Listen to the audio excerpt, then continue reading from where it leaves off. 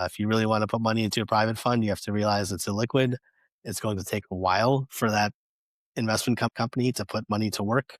That money is going to work, not in plain sight. So even that could be a longer investment.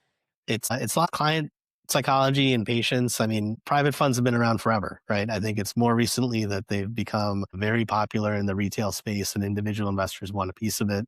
It totally makes sense. Yeah, I think it hits on a trend we've talked about before on this podcast where we've got declining advisor headcount, increasing demand. I'd say increased commoditization of the investment solutions, margin, pricing compression, everything coming down. So essentially what this leads to is advisors need help.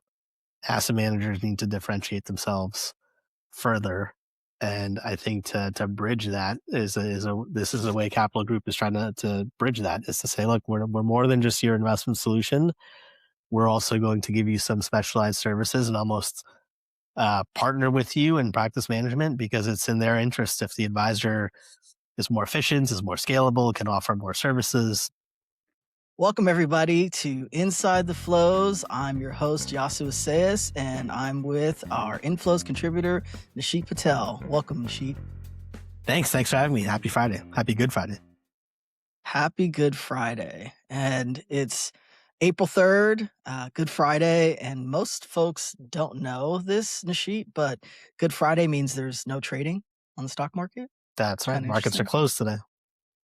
Markets are closed, and it's one of those times we have a advantage over the bank folks, when they have random bank holidays and we have to work on a Monday, but we get a Friday markets holiday. Yeah. Those bankers, man, they just never. I think they're required by law, or maybe it's by rule and regulation that they have to stay open 6 days a week. So like vacation or holidays for them are pretty tough, right? Yeah. No, we'll give them what they can get. Yeah. I mean, whenever I need to get my money out of the ATM, it better come out, right? That's right. That's right. So yeah, happy Good Friday.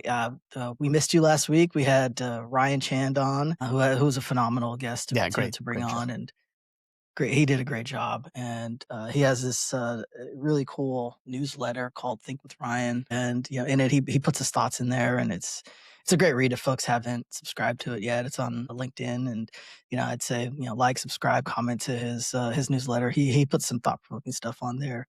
But we got you this week, and it's good to have you back. Yeah, nice to be back. I know it was a couple of weeks of travel and conferences and things like that, but all good. Yeah, I'm still getting the Future Proof emails. Yeah. And we had for the folks that don't know, we had a great time at Future Proof several weeks ago, and their marketing department's doing a great job at reminding us that we went to Future Proof and had a good time. So yes, the next one's coming up. The next one is coming up in September. But the meantime, let's talk about the what happened this week in the markets, shall we? All right. So Monday was kind of interesting. So we're always, we have been talking about frequently how UBS has been losing wealth managers to other shops. But this time, Barron's reported that UBS actually brought over an advisor. An advisor who was managing over $1 billion in client assets, which generates, at least for this person, around $8 million in revenue a year. So that's a pretty big, chunky person to come over. And so UBS got a win this year, and it sounds like UBS is attractive enough for folks to start looking at it again and saying, "Hey, I could actually service my clients pretty well." So that was a different article on UBS. What did you think about that, Nishit? Yeah, I think as we've covered on this podcast before, advisors know this. There's a lot of movement between the big four wirehouses, and a lot of it depends on opportunity, product offerings, tech stack, practice. There's a lot of things that go into these decisions. They're obviously very significant decisions to move from one to the other. So I don't ever think, you always see headlines that say one of the four is losing somebody to the other four. To me, it's almost like a rotation. You're going to see a headline each week that someone grabs someone from a different place. This is sizable just because the AUM that's coming over, that's significant enough to be an RIA on his own. So great win by UBS, credit to them, whatever they're doing. Hopefully, made sense to this one recruit, and maybe it's a game plan that they can play with others as well. Yeah, I always wonder what the risks are of switching, as if you're just a regular person switching jobs, right, from one director role to another company's director role.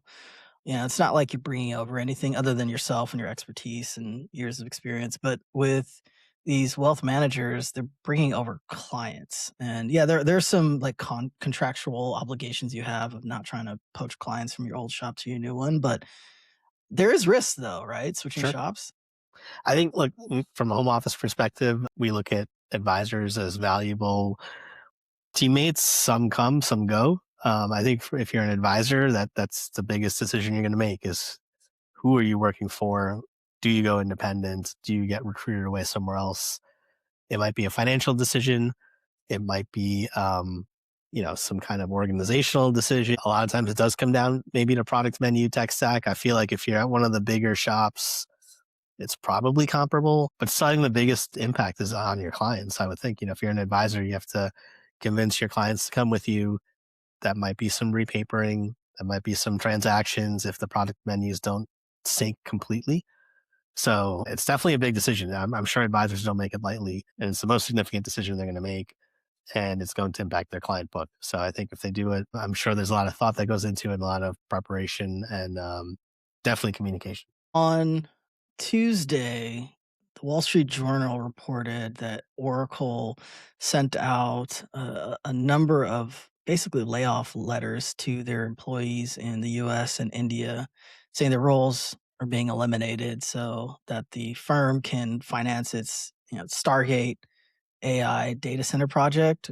That's the one with OpenAI where they committed X amount of billions of dollars to partner with OpenAI, and that the numbers were, man, what was it? It was like 20,000 or well, maybe 30. It might have been a larger number, but it's basically 19% of the entire organization of Oracle, and that was pretty shocking, when that article came out, and so, I think folks are starting to appreciate how much AI is doing to the workforce, and, the I know Oracle was they're kind of struggling with, investors regarding the amount of money they're spending on these data center projects, especially with OpenAI, which it doesn't have a profitable business model. OpenAI is still using investor money to run its operations, and we talked about this before, how there's that circle of Yeah.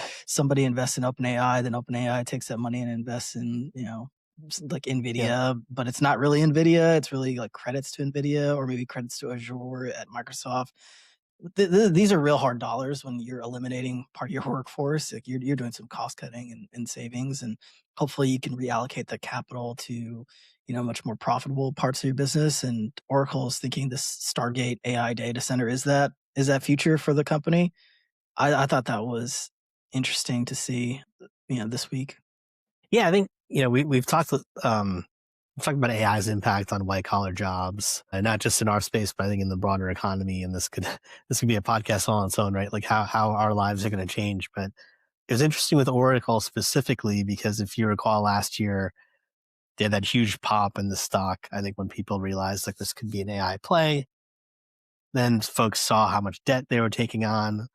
The stock came down. I think there was some question around whether there's OpenAI's like confidence in some of the deliveries that Oracle promised, and stock came down further. And so you're seeing this story of, and I remember we joked about this before, Yasu, in one of our previous podcasts. It's like if at sometimes the market loves if a company is all in on AI, and sometimes it doesn't find it healthy when it's too much into AI or taking on debt. And the layoffs are a sign that, I think, twofold. One, Oracle itself may have gotten over its head in what it was trying to promise or what it was trying to take on from an AI investment perspective for Oracle themselves.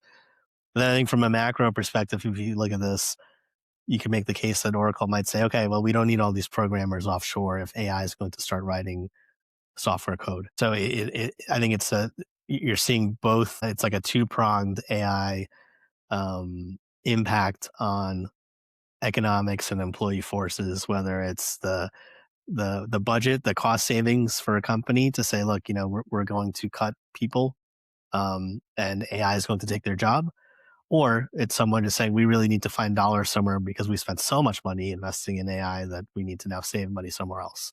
And I think you're going to see a lot more of those types of stories coming out over the next, 12 to 18, 24 months, is that companies that are not in tech are going to start seeing that you can save costs by cutting employees. And this is the fear that a lot of folks have had all along.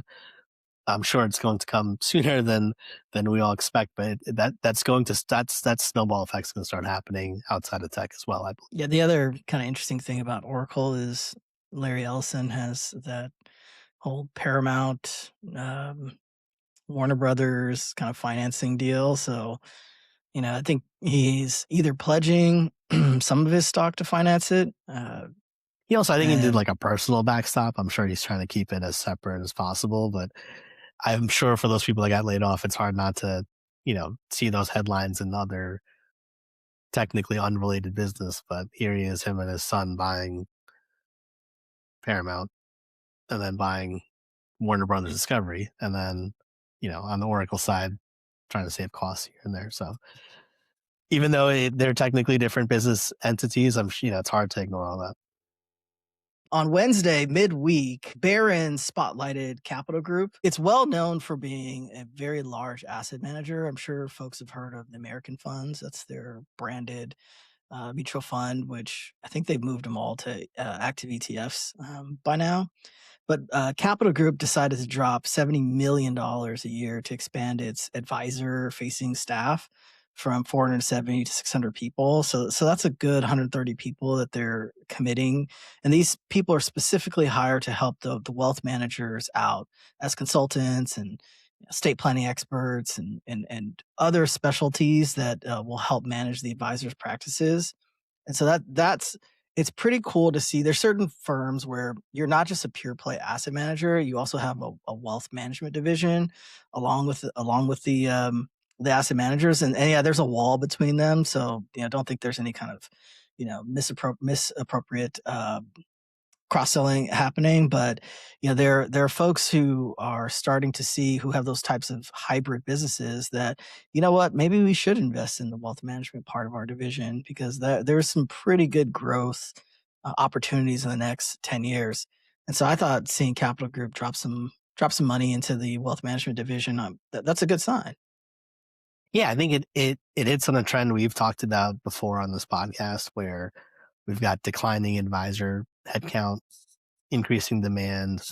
I'd say increased commoditization of the investment solutions, margin, pricing compression, everything coming down. So essentially, what this leads to is advisors need help, asset managers need to differentiate themselves further. And I think to bridge that this is a way Capital Group is trying to bridge that, is to say, look, we're more than just your investment solution. We're also going to give you some specialized services and almost partner with you in practice management, because it's in their interest. If the advisor is more efficient, is more scalable, can offer more services, that advisor can turn, his or her client book into more inflows into Capital Group products. And so I think that this is a smart investment by Capital Group. It totally makes sense. You invest in the larger infrastructure, and the more capable advisors are in general that are using Capital Group products, the better it is for the asset manager, because they'll ultimately sell more into it. I think, do you want to tell the audience, Nishit, how helpful support staff are for wealth managers? I don't think the audience could appreciate it, because some of them haven't been in that position before. Yeah, I think it takes a village, right? So if you're an advisor, let's say, yeah, so you're my advisor, and I'm coming to, whether you're at a big shop, at a big four, or you're Oh an man. independent, or you got recruited away and you got a big paycheck. But whatever it is, you can't by yourself uh, help me meet my investment needs. It's your job, I think, to understand me and my family and my relationship and all my accounts. But if you're trying to play rep as PM, you're also trying to outsource to select asset managers. You're also trying to build an estate plan and have one eye on tax season. And it's just a lot.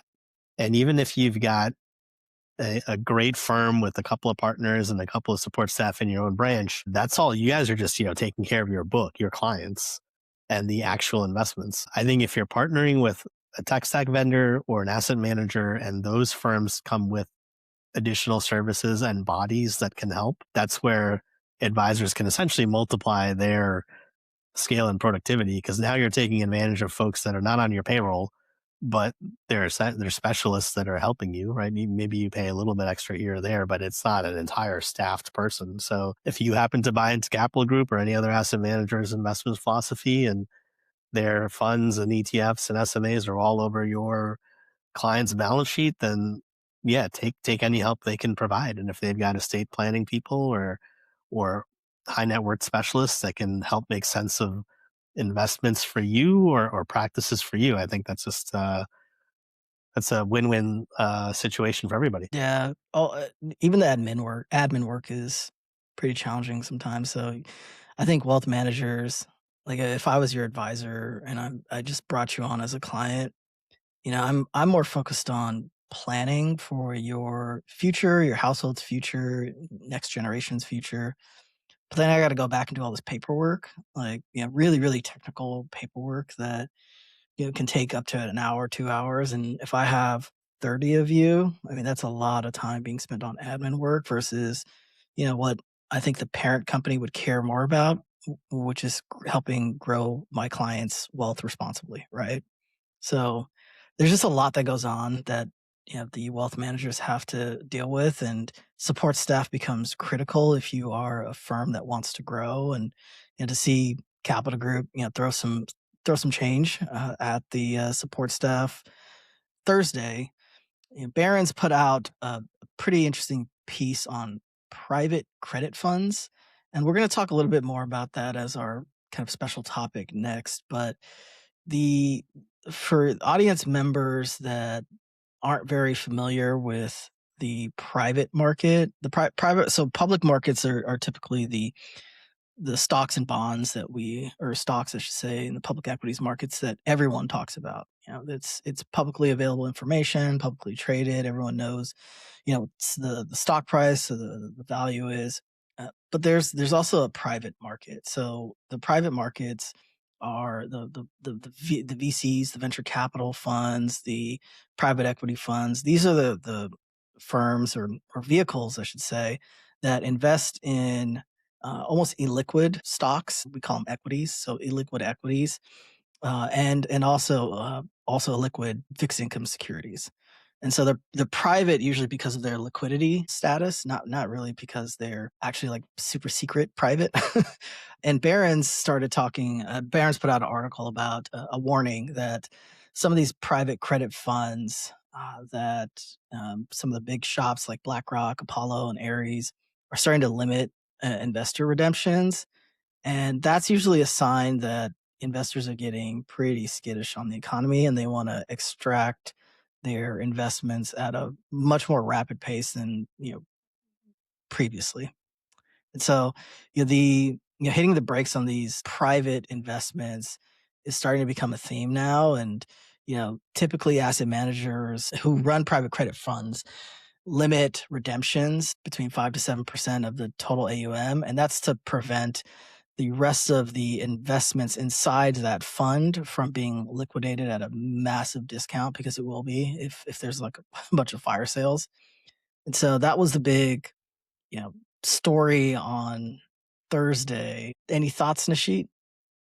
Yeah, I think it reminds me a lot of anytime there's a market trend where that article really was pitched at the advisor. So I'm taking like an advisor perspective on this, where there have been so many market cycles where trendy investments take hold and clients are clamoring for that trendy investment. If it's public, it's easily liquid. So I'm thinking of like the .com bubble, or more recently, of course, we talked about the AI stocks. Clients want to be in certain things that they read about, and they see that they want to chase returns. It's on the advisor to kind of hold that line on discipline and the plan and the asset allocation. So in this case, if there was something where of 5 or 10% of the allocation warranted private funds, and everyone agreed on it, and risk profile met it. That's cool, right? I think what now becomes the tougher job for the advisor is to basically go back to the client and say, look, we agreed on this.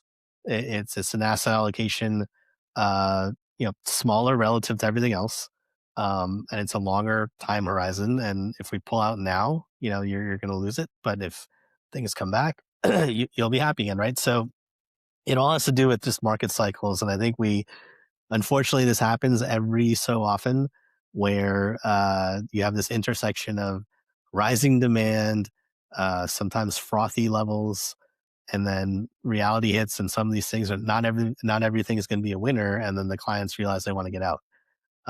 So it's this is where an advisor earns his or her fee, where they're more of like a therapist than actual investment person, and they've got to really say, look, we had a discipline. You're not going to like make investment decisions based on 3 months or 6 months of news headlines. If you really want to put money into a private fund, you have to realize it's illiquid. It's going to take a while for that investment company to put money to work. That money is going to work, not in plain sight. So even that could be a longer investment. So it's a lot of it's client psychology and patience. I mean, private funds have been around forever, right? I think it's more recently that they've become very popular in the retail space, and individual investors want a piece of it. It totally makes sense. It's another part of your asset allocation. It gives you access into things that you might not have right away, or you might have to wait until that company or space becomes public.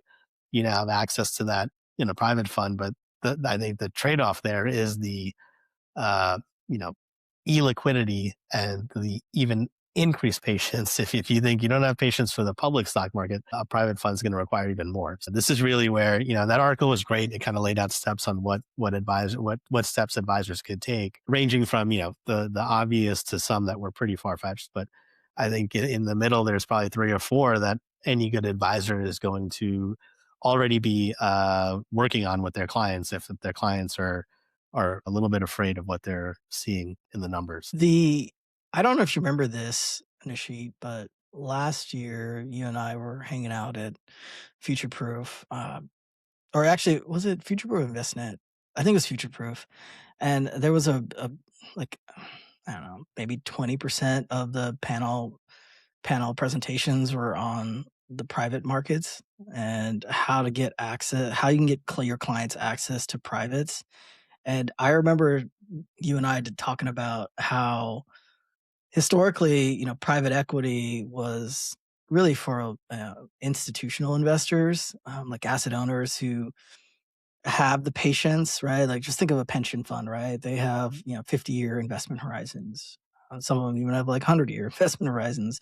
So if you have access to the private markets, which have attractive track records of certain as an asset class, uh, it seems appropriate for these investor institutional investor that can stick around through ups and downs, so market cycles, market swings, and not want to pull out. But then you bring that to the kind of almost retail, right? The financial advisors clients who maybe don't have 50 years left in their life. And yeah, they're more used to liquid types of investments where if the market goes south, they can pull out and go into much more safer bets. And it's interesting how fast forward now. I'm not trying to say I told you so, but it's like these articles are coming out saying, "Oh, people's money are stuck, and Yeah. the economy's getting shaky, and they can't pull it out." And it's one of those like, totally saw that happening. Not sure. I'm not saying it's an inappropriate investment vehicle for advisors, but there are risks that I think were probably not as appreciated coming into Yeah, there's 2026. definitely, there's risks. And that's why we get into that whole, what's appropriate for what type of client, and not just risk level, but time horizon, liquidity needs, what percent of your total net worth is being tied up in this investment. That's why there are rules out there for qualified investors. And I think you and I are big fans of the investment management space and like the innovation that's happened with products. And you've got now ETFs and active ETFs. And what it's done is essentially bring private markets to all the way downstream to the retail investor who can go, buy a fund that is being run by an active mutual fund company that's partnering with a hedge fund or private equity fund, and they're releasing a new type of ETF. And here it is co-branded and saying we can give you all the sweet private equity deals in a ticker. And the problem there is, the retail investment advisor is the most impatient, the most illogical, with the shortest time horizon. And it's not like you mentioned, a pension fund, right, or a school endowment. Those it's bodies of people that are making investment decisions, and they're not reacting, day to day. They're meeting quarterly, they're making decisions annually, and they've got that 40, 50, 60 year time horizon. So I totally agree with you. I think this is one of those things where, on one hand, folks will say, no, everyone should participate in every kind of market. I would say that you can do that up to a point where it's appropriate for everybody. And you have to understand the psychology of the retail investor, and how they make their decisions. Most likely they're not making it based on what their advisor's telling them. They're reacting to what they're seeing on TV or reading in the headlines. And that's why I was saying, like, for the advisor, this is really where you earn your fee. That you talk about, how do I justify my fee, Hmm. especially if I'm doing fixed income, or especially if I'm outsourcing. No, your fee is all about the relationship, understanding the client and keeping them calm and sticking to the discipline that you both agreed to, and not reacting to, every day on CNBC, there's some kind of meltdown headline. So, like, you want to stay away from that and say, look, if it was the right decision, and you came to that decision to invest in this thing thoughtfully, it's only been a short amount of time. So, got to stick to it. That's a great transition into the special topic today, the sheet, which is being trapped in a private credit fund. And for folks that we explained a little earlier what the private markets is, but a private credit fund specifically, it's an investment vehicle where loans are being made to businesses, large businesses, small businesses, medium sized businesses that are outside of the traditional banking system. So, maybe there's a new kind of company that's not part of a bank that's offering credit to you. Like I get these letters and emails all the time saying, "Hey, we've got a line of credit for you. Here's $450,000 for inflows," and I hit report spam all the time. But those are the kind of businesses that are out there that are not they're not traditional banks. And so, what they'll do is they'll loan out to me, whatever amount of money, and then they'll take that loan and package it with a bunch of other loans, and then put it in an investment fund or an investment vehicle, and then folks on the private credit side can, buy a portion of that fund, or it's kind of like a mutual fund, an NAV or net asset value of that fund. And so these private credit funds are pretty sensitive to the economy because the underlying asset is a loan to a business, and that business needs to pay that loan back. So that's what a private credit fund is. And, you know, on the, for the investors that can sometimes get trapped in them, like we mentioned earlier, they have liquidity needs. Nashid, how from the advisor side, how do you avoid this liquidity trap where a portion of the portfolio is stuck in this private credit fund, and you don't want to wreck the rest of the portfolio by getting true liquidity? But how would you think about, like, what would the conversation be with an advisor who has a client that's trapped in one of these like funds? Yeah, it's a tough conversation, and I imagine it's happening more and more. To me, it's twofold. I think first you have to have the conversation around, okay, going to what we were just talking about, is this a are you making an emotional decision to get out of this private equity fund, or do you really need the money? Um, if you really need the money, then it's both of our faults for misrepresenting time horizon and liquidity needs when we first came up with your financial plan and decided to allocate some money into a private credit fund. Because again, this is like, you know, taking your medicine, there's disclosures at the front of this where if you're going to put an allocation into anything private, you have to understand that that money is illiquid for a certain amount of time. You almost want to think like it's gone, right? I know people don't like to think of it that way, but you essentially have to put money in there that's like, hey, this is my get lucky lottery type of money, right? I'm going to take a big swing. Maybe this private equity fund or private credit fund uh, invested in or loaned money to the next Uber, and it's going to take off, and I'm going to, I'm going to reap the benefits of that. That's so unlikely, but people get enticed by that type of investment. Maybe they want to add some alpha. Maybe they want to add some juice to what their longer term financial plan looks like. So I know not that's not the answer people want to hear, but on the front end of it, it's like, okay, well, something went wrong if a client now wants to get out, um, which means we didn't do our proper planning on the front end. Now, if there's an emergency, something happened, or the client really does need the money, uh, then as an advisor, I think you have to look at what the rules are for the fund itself, what the rules are for your home office. Um, there are ways, of course, look, you can get out of it at a loss. To your point, Yasu, that it kind of screws up the rest of the portfolio. You might have to clean up or reallocate the rest of the portfolio. That to me is probably the most realistic thing to do.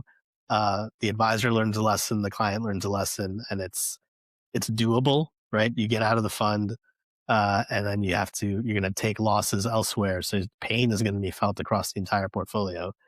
Um, if you're truly, truly stuck, there might be ways to go into the secondary market or try to sell that off to someone who's willing to take it. You have to negotiate the price. It's a lot more difficult to do that because it's not through the traditional markets and operations. But look, there's always going to be someone who's trying to buy stuff. They go back to a lot of what you were trying to define. You were defining the private credit fund to the audience. That reminds us a lot about what was happening in 2007, 2008.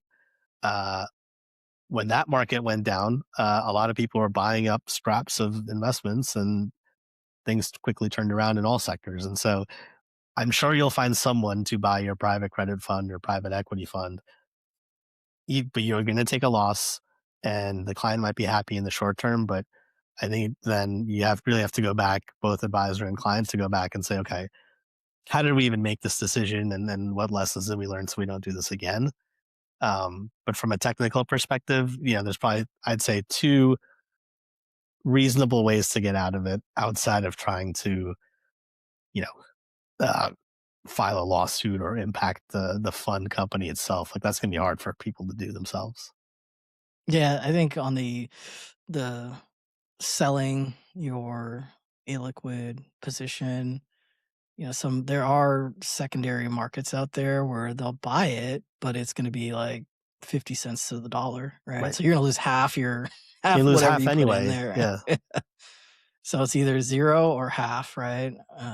Depending on, what your emergency is. If it's like you know, you gotta pay a medical bill or, a hurricane came through and you need it right now, like, expect to see, like, a pretty big cut to the valuation of whatever you It's put like you're in. cashing out, right? Like if we Yeah. like to gamble on sports, and before it became everywhere on everyone's phone, if we were going to Vegas before football season or before March Madness and I had my ticket for, Yeah, yeah, whoever, yep. that ticket is worth something. And all of a sudden, if I get cold feet or I have to leave Vegas, I'm going to sell my UConn Final Four ticket. Uh, but someone might buy it, or the UConn, winning the championship, someone might buy it, but they know that liquidity is what I'm looking for. In exchange for that liquidity, I'm going to lose value, right? So you're going to give me like half of what you could be winning or half of what it's worth because I have to take that cash and run. People will find value in it. And so it really just goes back to how badly do you want to get out of it? Or more importantly, how badly do you need to get out of it? Or are you just making this decision based on, scary headlines? Yeah.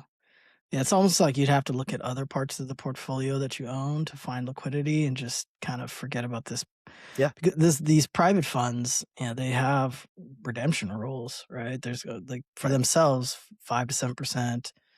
For the investor, maybe there's windows in which you can, redeem. And sometimes those windows can be really, really long periods, 3, 5 years. Yeah, whatever it is, there's an industry standard. But yeah, you can't just It's not like you can go onto your brokerage account and say sell. Like, And I don't blame you those. can't. The company needs that protection for themselves because they're making investments. They can't then pull out of a small business just because everyone got cold feet. So they need time for that small business to mature, and they might say, "Look, this money is tied up for 3 years. Don't touch it for 3 years. Can't have it back for 3 years." And I think that's why it's really important on the front end for advisors, especially these days, because these vehicles have become so popular and clients will be asking for it. This is where the advisor really, again, earns their keep and says, okay, we can look at this. We really have to go through the proper planning, and you have to be totally comfortable with, not cashing this out for whatever X years. Yeah, you just reminded me. I should tell folks that what we talk about on the show is purely educational. It's not investment advice. If you need investment advice, get a financial advisor. It's been my Right. my number one thing I've said on almost every one of these Always. Yeah. shows. Financial advisors, they're more like therapists, right? Like they're going to keep you grounded and keep you disciplined, and they're necessary. So especially at times like this, go hire a financial advisor and listen to them. We should bring somebody on that's really like deep into financial therapy, like a wealth manager, Yeah, well, that's a financial. good idea. That they would be really interesting to They always hear. say, don't they? This is a common thing where people remember their losses more than their wins. And Oh so yeah, absolutely. in financial decision making, you want to make sure you avoid that too. So I'm sure yeah, that'd be an interesting conversation. I guess the last thing to talk about is, okay, you know, you're an advisor, your client is stuck in this private credit fund. Can you renegotiate fees if you know that other clients are trying to pull their money out too? So the let's just say the fund is not doing well due to redemptions. If you lower the fee, then that makes the return look better. And so that could be Technically. attractive enough to keep the client in that fund. So I wonder how often that happens. Probably very infrequently, right? Like a Yeah, manager saying, that's "I'm going like to work for free." exactly. One, you got to have, I would think, scale, right? So if you're just one advisor or a couple of advisors calling a large private fund, who you one or two people might want to get out and they'll just sell that against somebody else. But I also would think it would just set a dangerous precedent for the private fund itself. You don't want to start negotiating fees based on relatively short-term performance. And so I would think those fund companies would just point you back to this. If you're the advisor, point you back to the disclosure you signed or your client signed, and say, look, you knew what the rules were when you bought this thing. Don't try to change the numbers now on the fly. It's a very good point. So what are you looking forward to next week, Nashit? Well, it's the so we wrapped up the first quarter. It'll be nice to see what happens with a fresh start in the second quarter. There's still a lot of geopolitical uncertainty. So what I'm looking for specifically next week is to see again, what happens with the administration. What is the tone coming out of Washington on the war front, and more importantly, energy supplies, shipping shocks. Can we get past that? Because I do think core fundamentals more broadly are strong. I think you're seeing some weaknesses, on an individual consumer level. But if we get a sense that this war is going to end soon, I think you'll see a big bounce quickly, and maybe that gives consumers confidence again. But right now, we're kind of in a vicious cycle where if this thing drags on, gas prices go up, consumers are already unhappy.